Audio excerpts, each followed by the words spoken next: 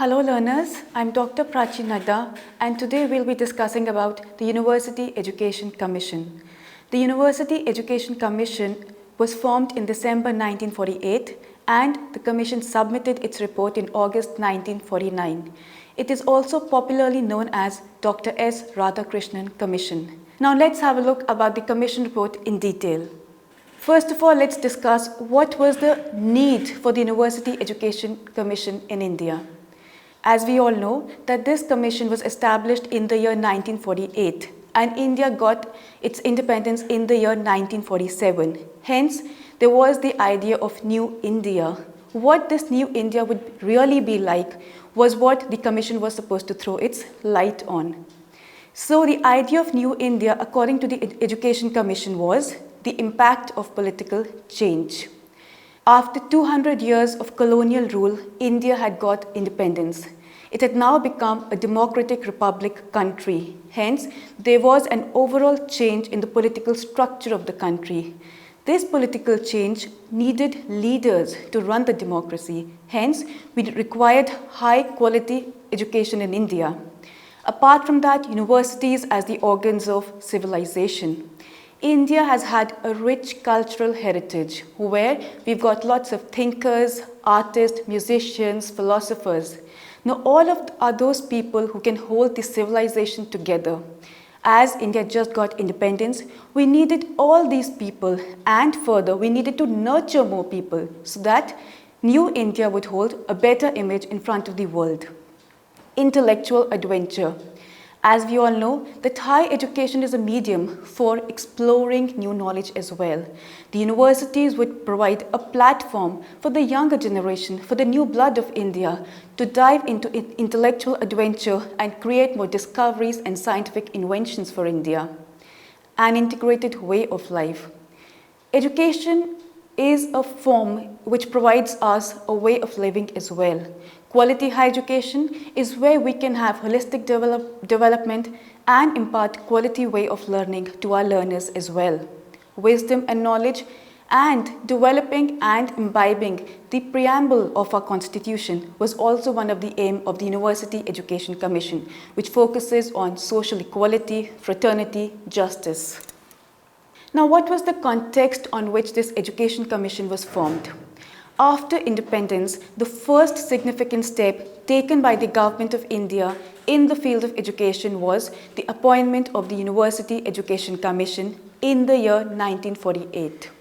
Dr. Sarvepalli Radhakrishnan, a distinguished scholar and former Vice-Chancellor of Banaras Hindu University, and who eventually became the second President of India, was made its chairperson.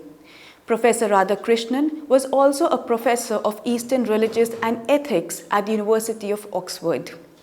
The commission, as I said earlier, was appointed in November 1948 and it submitted its report in August 1949. Now, what was the aim of this commission? The commission has defined aims and objectives of the university education for the first time in independent India. And those were to study the problems of university education in India and to suggest improvements for the development of university education, and reconstruction of universities was essential for the socio-economic development after independence. Now, as this humongous task was assigned to this commission, what was the methodology adopted by the commission members? So in order to prepare a report and submit to the ministry, the commission adopted the following methodology. It prepared a questionnaire and sent it to the people across the length and breadth of the country. About 600 questionnaires were returned with suggestions. The commission people as well visited various universities and interviewed a number of teachers, students and staff and studied their problems related to university education. Apart from that, after having a tour across the country, the commission had certain observations on the university education. And they said, our education should encourage the development in its member, fearlessness of mind, strength of conscience and integrity of purpose. Further, if we claim to be civilized, we must develop thought for the poor and the suffering, chivalrous regard and respect for women, faith in human brotherhood regardless of race or color, nation or religion, love of peace and freedom, abhorrence of cruelty, and ceaseless devotion to the claim of justice.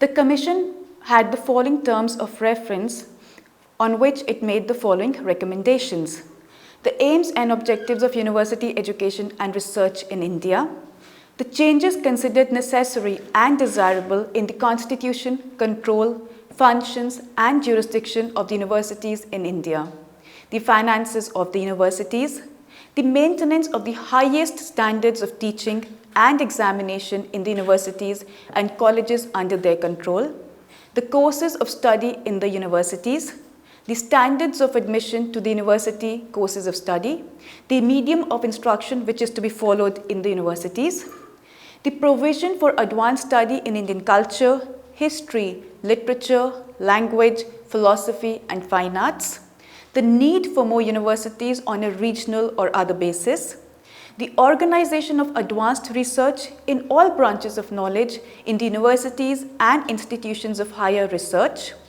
religious instruction in the universities, the special problem of all the universities in India, the qualification, conditions of service, salaries, privileges, and functions of teachers, and the encouragement for original research by teachers, and lastly, the discipline of students, hostel, and the organization of tutorial work and any other student-related matters. Hence, the Commission worked on all these reference points and made their recommendations.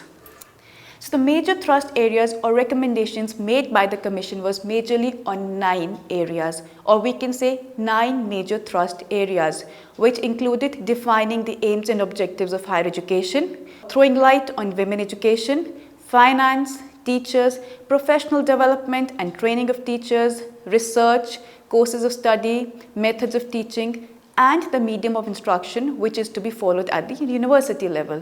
So now we will have a look at all these major 9 thrust areas individually. So major recommendation made by the Commission in terms of aim of the university education were, as I've already said, it was for the first time that university education defined the aims of education which should be at the higher education level. And what were they? To provide leadership in politics, administration, industry, and commerce, to enable the country to attain in as much a short time possible freedom from want, disease, and ignorance, to make the universities serve as the homes of intellectual adventure and as the organs of civilization, to provide a coherent picture in the universe and an integrated way of life, to develop a love for higher values of life such as thought for the poor and the suffering, regard and respect for women, and so on, to help the students make critical study of our past and to appreciate our cultural unity. Further, to promote patriotism as well as international understanding among the pupils. As I said, that India had just got independence, hence the feeling of patriotism and the sacrifice made by our martyrs should be the prime concern of its citizens. Hence, the university education focused to promote patriotism among its citizens as well as international understanding, which was the need of the hour. The major recommendations made by the Commission in respect to teacher are as follows. The University Education Commission emphasized that the teacher plays a very vital role in the education system, and it is one of the most important pillars in providing quality higher education as well.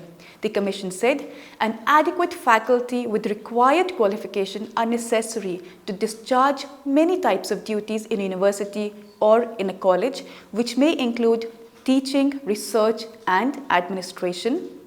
The University Education Commission recommended that proper care should be taken in the selection procedure of a teacher for the appointment as a professor, reader, lecturer, and an instructor, as well as for his or her salaries.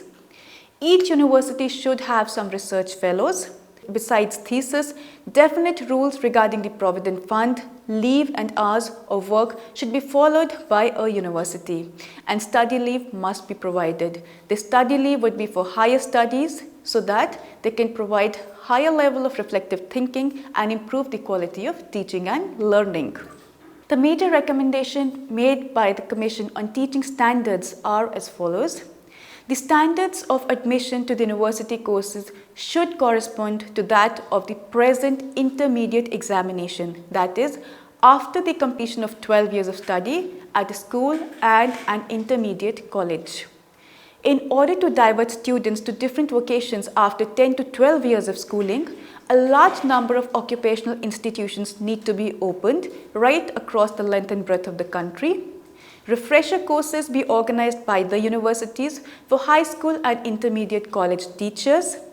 The number of working days be substantially increased to ensure a minimum of 180 days in a year, exclusive of examination days, with 3 terms each of about 11 weeks duration. There should be no prescribed textbook for any courses of study in university education. As university education is the highest level of education, over here we need to have more reflective and critical thinking. Therefore, refining or prescribing a single textbook can limit the imagination and thought process of a student. Hence, the Commission way back in 1948 recommended that there should be no particular prescribed textbook at the higher education level. Tutorial instruction be developed in all institutions imparting university education in student-centric manner. University library should be greatly improved in qualitative manner. That means more of quality books written by Indian authors, authors abroad should be made a part of the library so that the habit of reading develops amongst the learners. And the laboratories be improved in building, fitting, equipment, workshop and with technicians. If we want to have a proper scientific base in the country, we need to have good labs, we need to have good fittings equipment over there. Hence, the Commission recommended that at the higher education level, all the labs should be properly equipped and funded with human resource and infrastructure. Major recommendations made by the Commission in regard to research and training are as follows. Research and training is one of the most important part of higher education or university level. It's the university level where quality research work can be carried out and training be imparted to further teachers or persons who want to follow any vocation in their life or any field of work in their life. Hence, we need to improve the quality of research and training. Therefore, the Commission recommended the regulations for Master of Arts and Master of Science should be uniform in all universities of India. The admission procedure as well as the process of enrolling in PhD degree should be arranged on an all India basis. DLIT and DSc degree should be awarded on published work of outstanding quality. This will help in refraining from people doing these degrees just for the sake of doing them, and this would help in maintaining the quality of research. A large number of scholarships should be provided for the research work to the university by the Ministry of Education. That means Ministry of Education should fund research which is being carried out in the universities. And lastly, fundamental research should be the primary step for a university. Major recommendations given by the Commission in terms of examination are: teacher must evaluate students continuously in the classrooms. So we can say that they said that we need to follow a formative form of assessment, not a summative one, where a student is evaluated continuously, comprehensively in the classroom. Objective type questions should be included in examination system apart from long answer type questions. Internal assessment should be introduced as the teachers are continuously assessing the students in the classroom. Hence, internal assessment becomes an integral part of examination system. Further, oral examination must be placed. So, they provided a place for viva voice where a one-to-one interaction can happen between the examiner and the examinee and the voices can be heard. Major recommendations made by the Commission was also on professional education.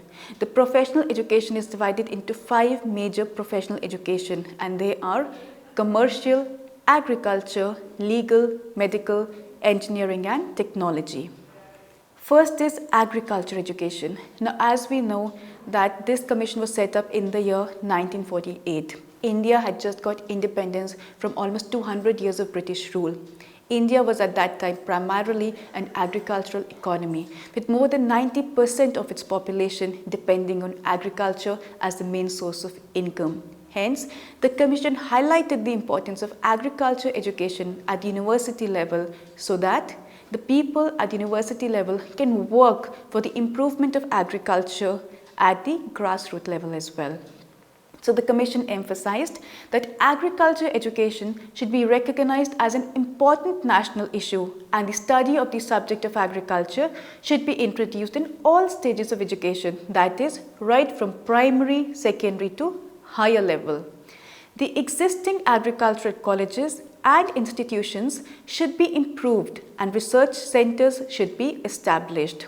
Lastly, the Commission emphasized the vital need for establishing rural universities surrounded by rural colleges to meet the needs of rural reconstruction in agriculture and industry. As I said, India being an agricultural economy, the Commission rightly emphasized the importance of agriculture education to help improve the income of the people as well as developing a sense of more responsibility. Commercial education.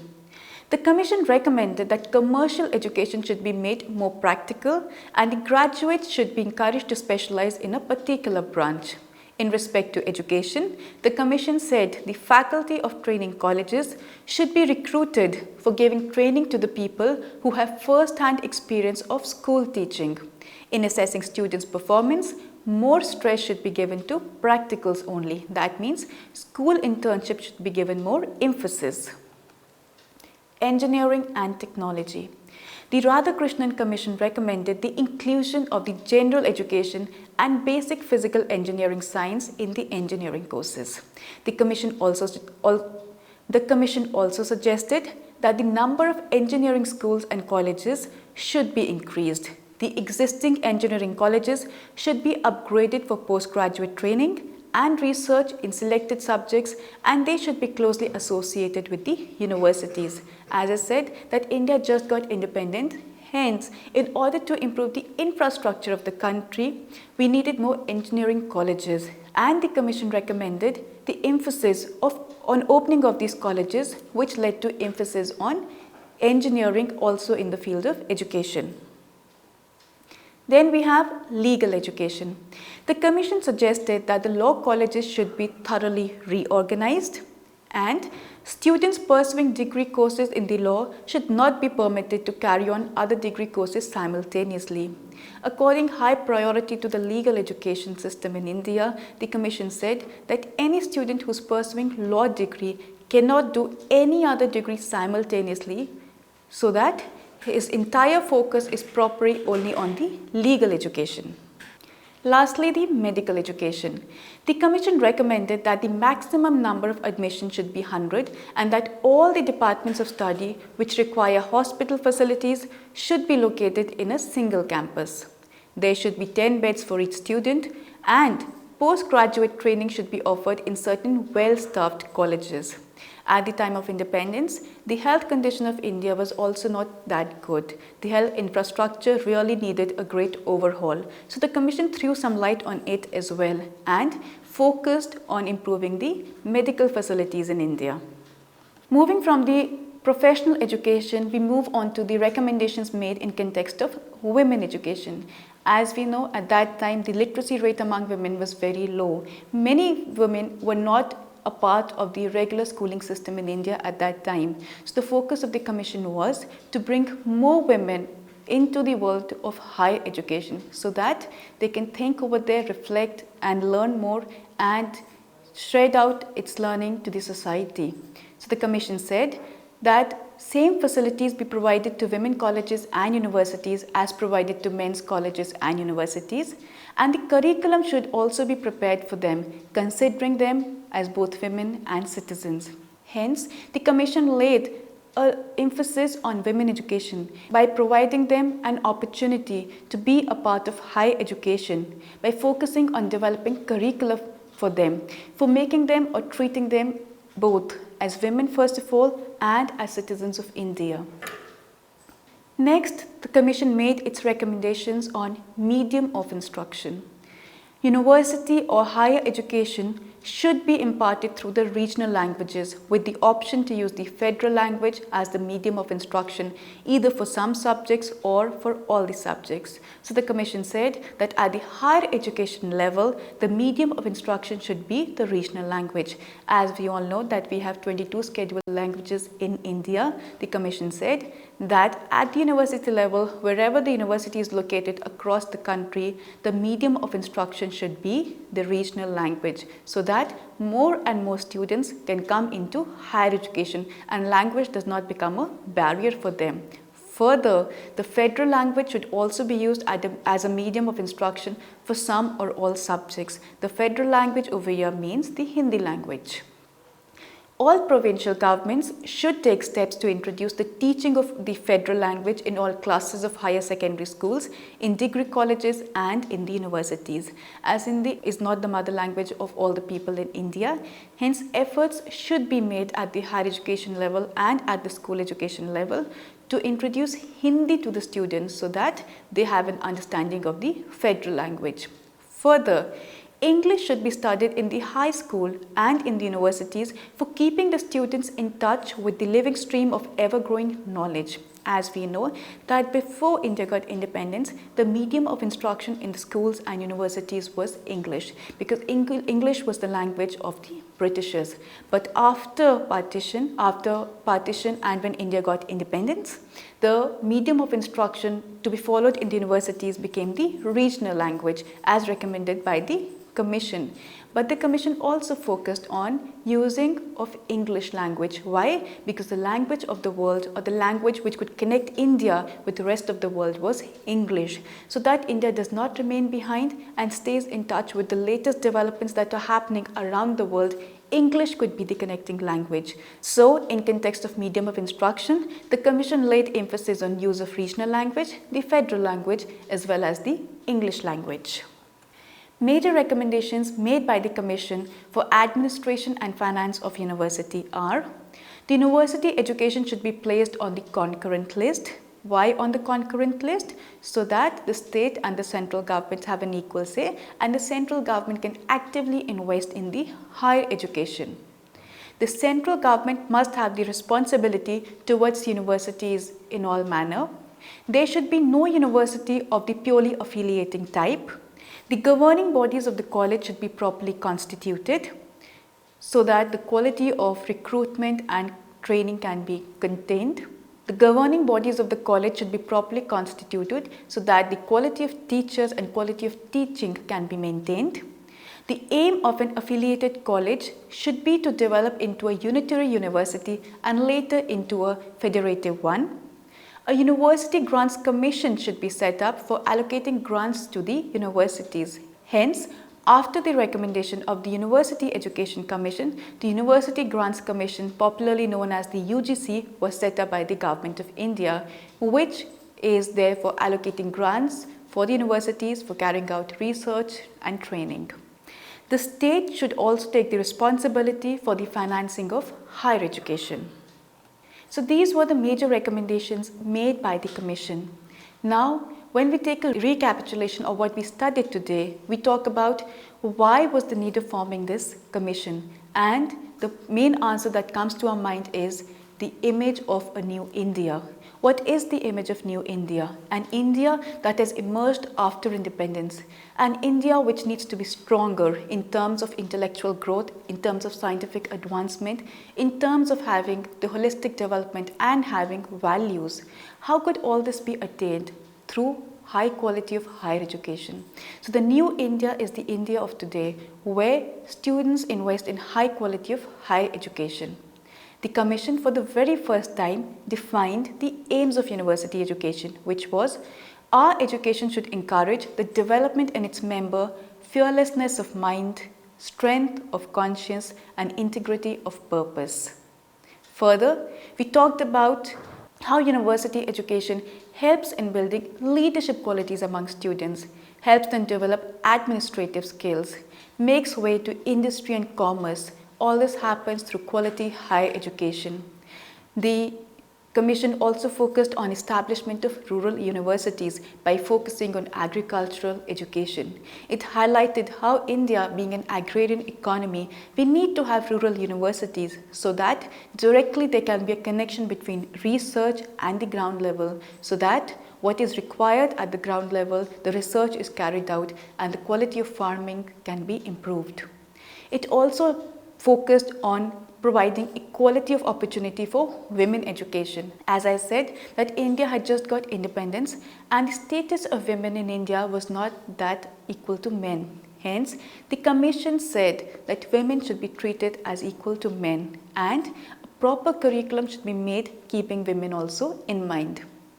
The University Education Commission said that the university education should be a part of the concurrent list where both the state and the central government can form laws on it and can make curriculum according to their regional requirements. Further, English education is crucial for international level participation. As we said, the Commission laid emphasis that English would be the connecting language between India and rest of the world. Hence, after independence, we cannot leave English and it needs to be an important part of our medium of instruction. Lastly, research is highly important in university education. Being at the apex of the highest level of learning, we need to have quality research. Teaching in itself is not suffice. Quality of research is required. For this, the Commission recommended that every university should have certain research fellows. Further, the Ministry of Education should give grants to the universities to carry out quality research at their level so that the country as such can benefit from it. Hence, at the end we can say that the University Education Commission was the first commission which was set up in India after independence. This commission has had its very far-reaching impacts and even till today, a lot of its recommendations are being followed at the higher education level. When we talk about women education, when we talk about number of working days, when we talk about quality of research, all of these aspects are even talked about today. So we can say that at that time in 1948, our forefathers were really far-sighted, which helped in making the higher education at university level a real quality one, so that we at this stage today have learned from them, have learned and come far ahead and are trying to be those flag bearers so that we can carry out their work ahead. So the Commission's report submitted in 1949 for the university education was one of its kind in India and a pioneer stone in improving the quality of higher education in India. With this, we come to the end of this chapter. Hope you've understood it. Thank you.